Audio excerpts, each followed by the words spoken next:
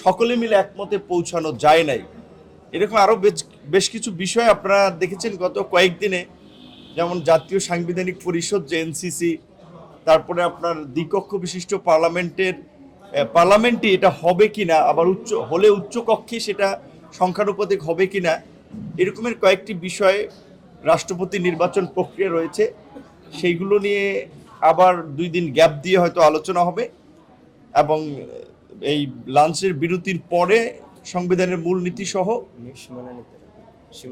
আর নির্বাচনের যে আসনের সীমানা নির্ধারণ, এই দুটো বিষয় নিয়ে আলোচনা হবে। কিন্তু মূল বিষয়গুলোতে গত 3 দিনের মতো আজকেও বলা চলে অমীমাংসিতই। দেখেন, আমরা তো বলছি যে যেমন আমরা 2021 সালে যখন দলের ঘোষণা করি তখন আমাদের একটা পজিশন ছিল যে বাংলাদেশে ভারসাম্যপূর্ণ সংসদের জন্য আনুপাতিক হারে নির্বাচন হবে এবং সংসদের উচ্চ কক্ষ এবং নিম্ন কক্ষ দুটো কক্ষ থাকবে। সেই ক্ষেত্রে জাতীয় ঐক্যমতের স্বার্থেই কিন্তু আমরা আমাদের দলীয় পজিশন থেকে সরে এসেছি যে না, অন্তত আনুপাতিক হারে একটা কক্ষের আপনার প্রতিনিধিত্ব নিশ্চিত হোক। তো আমরা কিন্তু আমাদের দলীয় পজিশন থেকে সরে আসছি। এমনকি প্রধানমন্ত্রীর ক্ষেত্রেও বলেন যে আমাদের দলীয় পজিশন কিংবা অনেক দলই যে পজিশনটা যে 2 বারের বেশি কেউ প্রধানমন্ত্রী থাকতে পারবে না। সেইখানে এখন যখন সময়ের কথাও নির্ধারণ হচ্ছে, তাও কিন্তু আমরা বলছি ওকে, কেউ যদি কোনো কারণে একটা টার্মের ফার্স্ট 2 বছর প্রধানমন্ত্রী থাকলো, 3 বছর থাকলো না, সেটা হতে পারে মোট কথা 10 বছর, যেটা মালয়েশিয়া অনেক দেশেও এখন আলাপ আলোচনা হচ্ছে। সো সেই কারণে এই জায়গাতেও কিন্তু আমরা একমত হচ্ছে আমাদের পজিশন সরে এসে।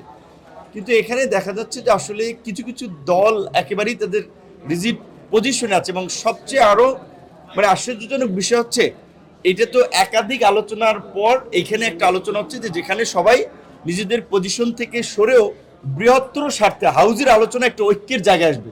কিন্তু দেখা যাচ্ছে তারপরেও 2-3টি দল আসলে আবার তাদের পার্টির কনফার্মেশন নিতে হচ্ছে, পার্টিতে ক্লিয়ারেন্স নিতে হচ্ছে। তো তাহলে তো এইখানের আলোচনা আসলে এইভাবে যদি চলতে থাকে তাহলে কিয়ামত পর্যন্ত তো আমি দেখি না আসলে ঐক্যের কোনো সম্ভাবনা আছে, এবং কার্যত হবে না, কখনোই শতভাগ ঐক্যের জায়গা তৈরি হবে না। সেই জন্য কিন্তু আমরা বারবার বলেছি যে আপনি কতটুকু পর্যন্ত আলোচনায় একমত হলে আপনি সেটাকে ঐক্যমত বলবেন, কিংবা কতটি দল, কতটি সংগঠন, কতটুকু অন্যান্য অর্গানাইজেশনের মতামত থাকলে আপনি সেটাকে ঐক্য বলবেন, এইটার একটা মাপকাঠি বোধহয় ঐক্যমত কমিশনকে নির্ধারণ করা দরকার। এবং আমরা কিন্তু অনেক ক্ষেত্রে বলেছি যে আপনারা তো এখানে একটা রেফারির ভূমিকা আছেন, সুতরাং অন্যদের আলাপ আলোচনাগুলো শুনে আপনারা একটা সিদ্ধান্তে আপনাদেরকে পৌঁছাতে হবে। আদারওয়াইজ ওইভাবে আপনার শতভাগ মতামত নিয়ে ঐক্যমতে পৌঁছানো, এইটা অনেক বিষয়ে কিন্তু সম্ভব হবে না।